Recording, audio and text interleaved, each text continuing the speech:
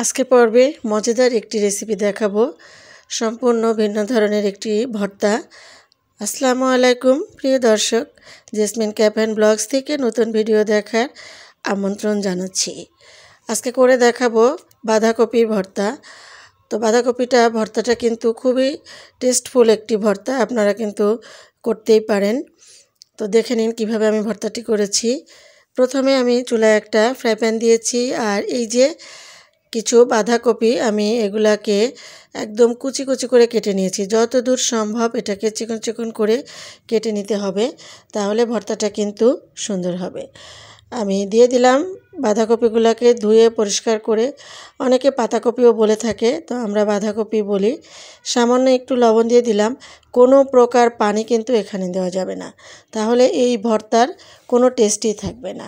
ঠিক আছে, পানি ছাড়া এটাকে ভালো করে সিদ্ধ করে নিতে হবে। ঢাকনা দিয়ে মাঝে মাঝে একটু নেড়ে দিয়ে মিডিয়াম টু লো ফ্লেমে জালটা রেখে এটাকে সিদ্ধ করে নিতে হবে। এখনও যদি কেউ লাইক দিয়ে না থাকেন, প্লিজ একটা লাইক দিয়ে আমার ভিডিওটি দেখা শুরু করেন। আপনার একটি লাইক আমার অনেক উপকারে আসবে। আর আপনি যদি আমার চ্যানেলে নতুন হয়ে থাকেন, তাহলে অবশ্যই আমার চ্যানেলটি সাবস্ক্রাইব করার অনুরোধ রইল। পাশে থাকা বেল আইকনটি ক্লিক করে দিবেন, তাতে করে আমি যখনই কোনো ভিডিও দিব পৌঁছে যাবে আপনার কাছে সবার আগে। যারা ফেসবুক পেজ থেকে আমার ভিডিওটি দেখছেন, প্লিজ আমার পেজটিকে ফলো করে দিবেন। তো দেখতে পাচ্ছেন আমি ঢাকনা দিয়ে দিয়ে বারবার করে পাতাকপিগুলোকে সিদ্ধ করে নিচ্ছি।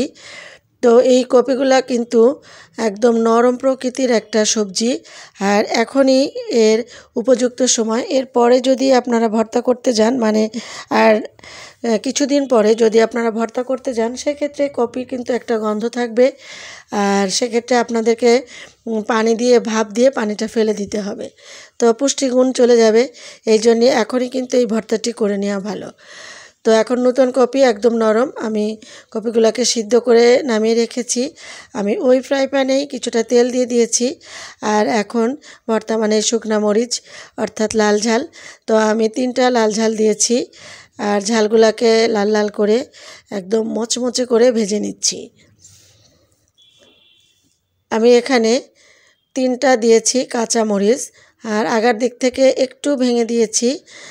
কেননা আগার দিক থেকে যদি না ভেঙে দেওয়া যায় বা একটু ফাটিয়ে না দেওয়া যায়, তাহলে কিন্তু এই কাঁচামরিচগুলা ফেটে চোখে মুখে লাগতে পারে।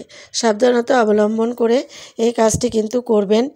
আর এখানে দিয়ে দিলাম আমি 5 টুকরা রসুনের কোয়াগুলাকেও একদম লাল লাল করে ভেজে নিতে হবে। আমার ঝালগুলা কিন্তু হয়ে গিয়েছে, আমি ঝালগুলা তুলে নিচ্ছি। আর রসুনের কোয়াগুলো এখনও হয়নি, রসুনের কোয়াগুলাকে আমি আরও কিছু সময় ভেজে নিব। আমার রসুন ভাজাটাও হয়ে গিয়েছে, সব কিছু তুলে নিয়েছি। এখন আমি এখানে একটা মিডিয়াম সাইজের টমেটো একটু পাতলা পাতলা করে কেটে দিয়েছি। আর টমেটোটা কিন্তু অবশ্যই দেওয়ার চেষ্টা করবেন, তাহলে ভর্তাটা কিন্তু অনেক টেস্ট হবে। টমেটোটা আমি যে তেল ছিল সেই তেলের উপরে একদম নরম করে ভেজে নিচ্ছি।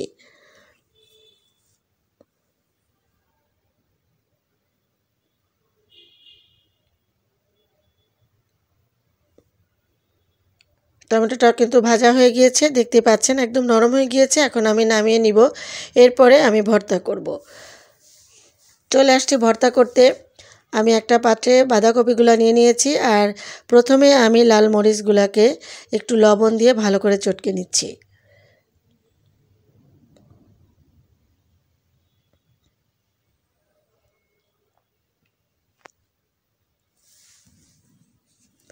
খুব ভালো করে কিন্তু মাখাতে হবে। ঝালগুলোকে একদম লবণ দিলে একদম দেখবেন যে চটকে একদম গুঁড়া গুঁড়া হয়ে যাবে। এখন দিয়ে দিলাম কাঁচামরিচ। আমার কাঁচামরিচগুলো ফ্রিজে ছিল, তো একটু নরম হয়ে গিয়েছে, যার কারণে কাঁচামরিচগুলোকে ভর্তা করতে একটু সমস্যা হচ্ছে। তো কাঁচামরিচগুলোও কিন্তু আমি ভালো করে ডলে নিচ্ছি।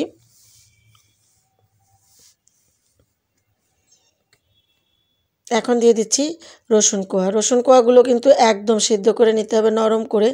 দেখতে পাচ্ছেন রসুন কোয়াগুলো কিন্তু একদম গলে যাচ্ছে।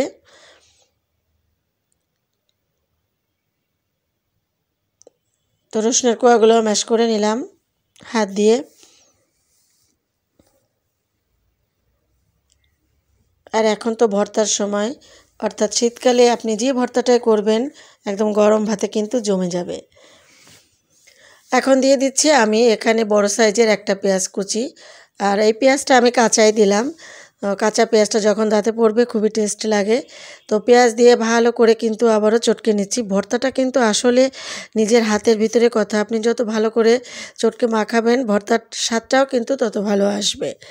এখন আমি দিয়ে দিলাম সরিষার তেল, এখানে আমি 1 চা চামচ মতো সরিষার তেল দিয়েছি। তেল দিয়ে আবারও মেখে নিচ্ছি ভালো করে।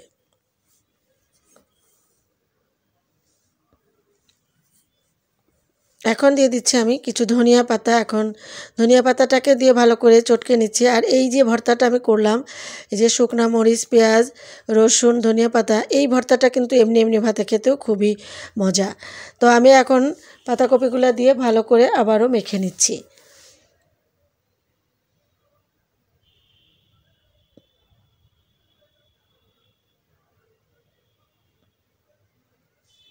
ভর্তা কিন্তু মাখানোর ভিতরেই কথা। দেখবেন অনেকে ভর্তা মাখালে কিন্তু টেস্ট হয় না, আবার অনেকের হাতের ভর্তা কিন্তু খুবই টেস্টফুল।